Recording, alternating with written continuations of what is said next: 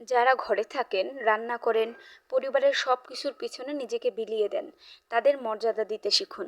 কৃতজ্ঞতা প্রকাশ করতে কার্পণ্য করবেন না, কারণ দিন শেষে তাদের জন্যই আপনি সুন্দর একটা জীবন উপভোগ করছেন। ঘরের কাজকে অনেকেই ছোট মনে করে, কিন্তু প্রতিদিন একজন নারী সকাল থেকে রাত পর্যন্ত চুপচাপ সব কাজ করে যান, তখন সেটা আর শুধু কাজ নয়, সেটা হয় ভালোবাসা, ত্যাগ আর দায়িত্বের প্রতিচ্ছবি।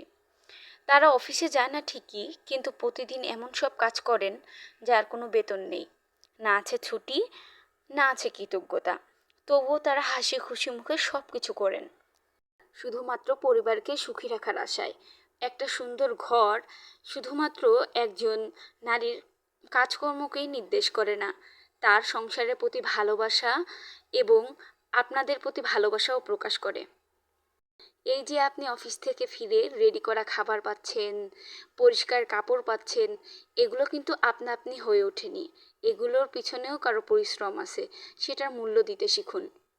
একজন নারী নিজেকে চার দেয়ালের মধ্যে বন্দি করে আপনাকে জীবনকে উপভোগ করার একটা সুযোগ দেন।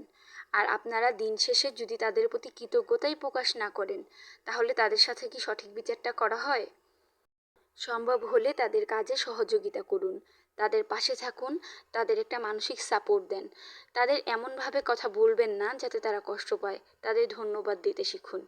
আপনার সুন্দর জীবনের পিছনে তাদেরও কিছুটা অবদান আছে, সেটা কখনোই ভুলে যাবেন না। আর তাদের সাথে সবসময় ভালো ব্যবহার করার চেষ্টা করুন, তাদের কাজকে কখনো ছোট করে দেখবেন না। ধন্যবাদ।